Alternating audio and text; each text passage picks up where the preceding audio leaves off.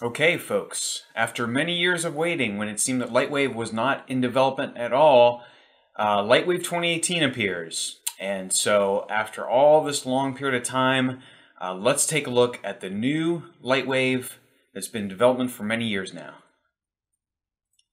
Okay, the new Lightwave, this looks exactly like the old Lightwave. Let's take a look at Modeler, because they're still separate programs. Yeah, Modeler looks exactly like it did before. Create a box here. Yeah, it behaves exactly like it has in the past.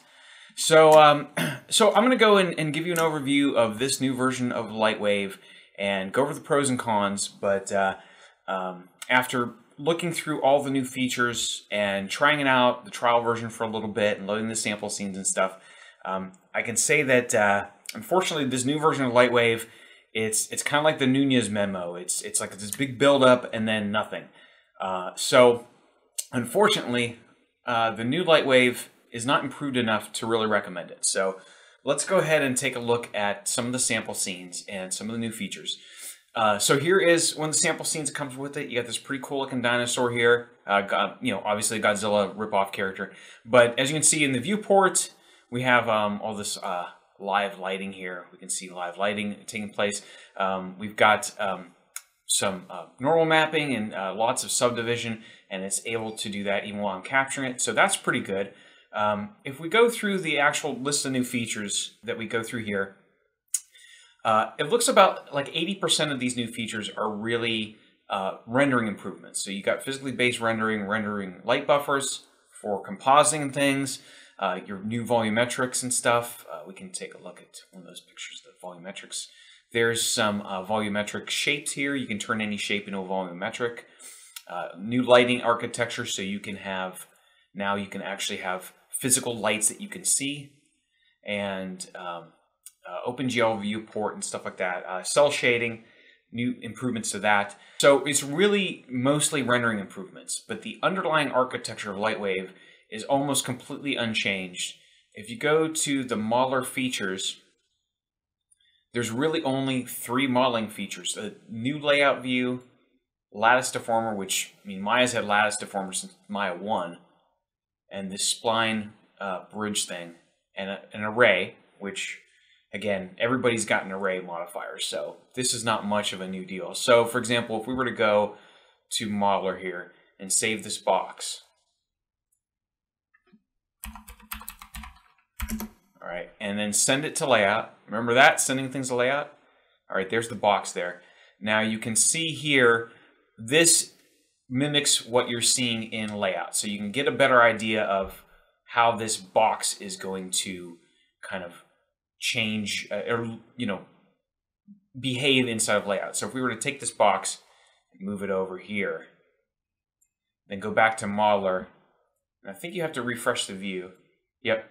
Now you'll see that it's moved into position. So now you see exactly the way it looks like in layout. So if we were to take this and start changing this, all right, and save it, and go back here. So now you can see that it's updating back and forth between Modeler and Light. But they're still separate. It's still not the same as an actual integrated environment where you can model and do everything inside of one. You still have to go back and forth. You still have to send things back and forth between Modeler and layout.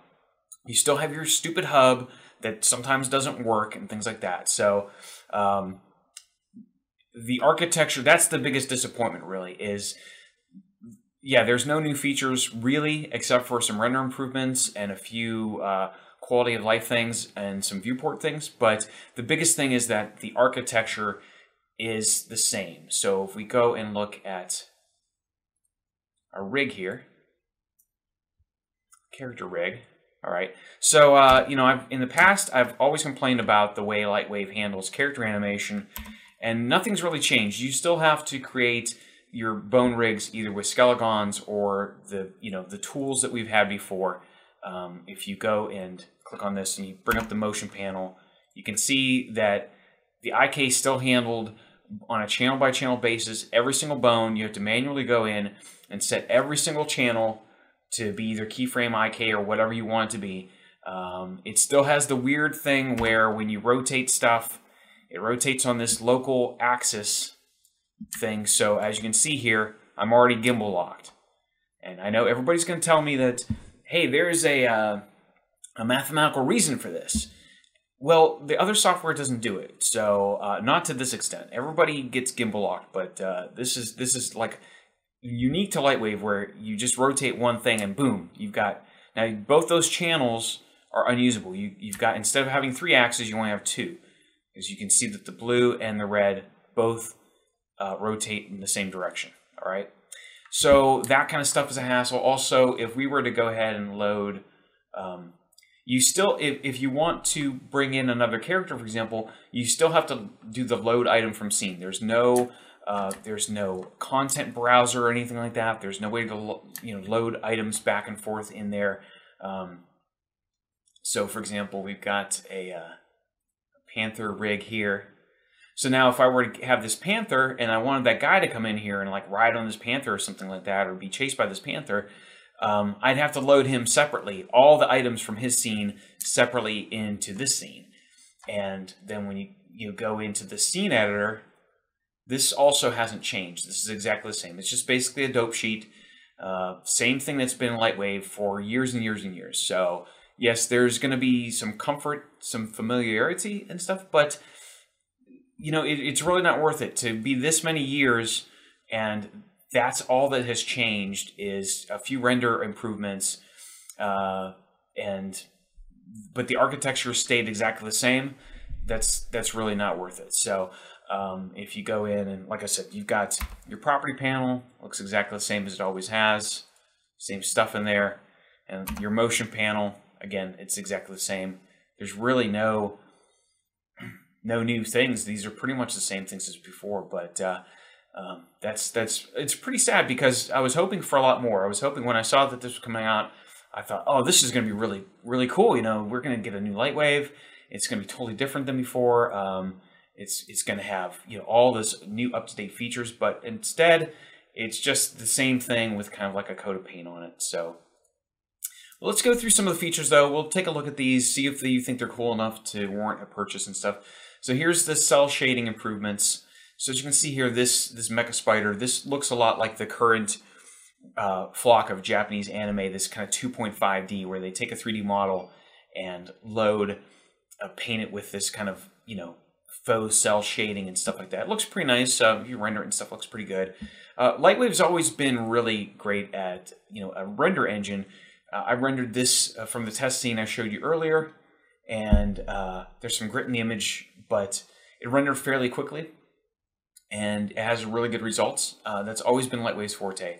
And like I was saying, I think that really Lightwave, what they're going for is, I don't think they realize they believe they can compete with the stuff that's out there. So instead, they're making it a hub for just rendering. So all the improvements here are almost entirely rendering improvements.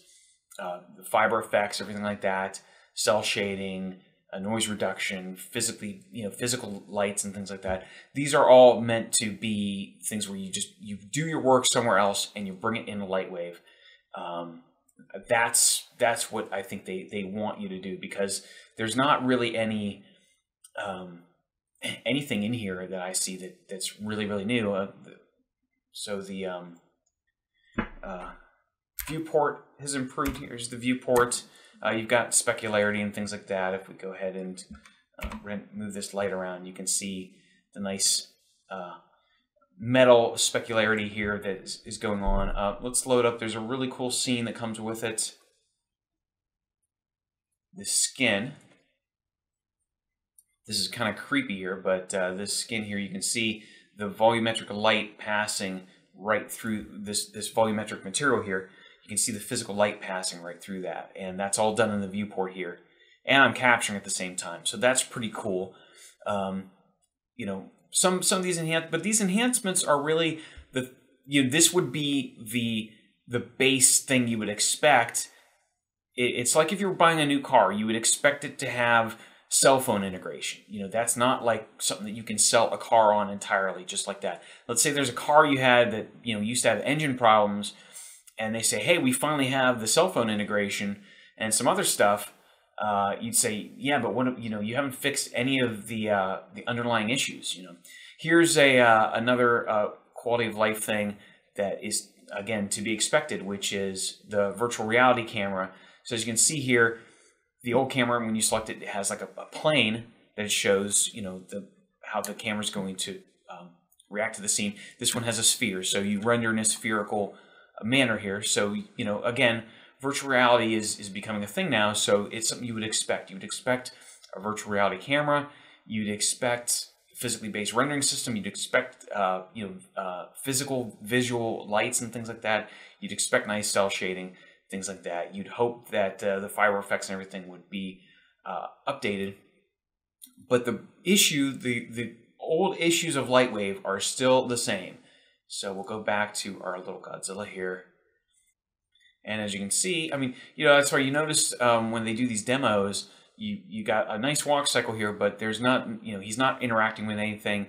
If I were to take this guy and want to put him into a city, I'd have to save it out and then load items from scene and do that over and over and over again for every single thing. Like, let's say I want to have him fight somebody else, I'd have to load the items from scene for that. And again, there's no content browser, there's no linking or appending things like in Blender. If you go to the scene editor, again, the scene editor is completely unchanged from before as far as I can tell. I don't see anything new here that updates this for the current modern era. It's unfortunate. My hope is that this is really meant to just get the thing out there, get Lightwave back into people's minds, get the hardcore Lightwave users to update, and then maybe they can get some new developers in here, and hopefully they can bring Lightwave up to speed with the rest of the world. Because the way it is now, it's just not worth, especially for $1,000 or whatever Lightwave is. I mean, when you get Blender for free and it's got everything in here plus like a million other things, and everything's integrated and stuff, it's just not worth it to, for right now. It's just, for all that waiting, especially for all the years of development, it should have a lot more going for it than that. So let's hope that, Lightwave gets up to speed here. I would like to see a real modernized Lightwave. I always love the render engine. I love how fast you can work in Lightwave, but it's just not worth it compared to other pieces of software nowadays.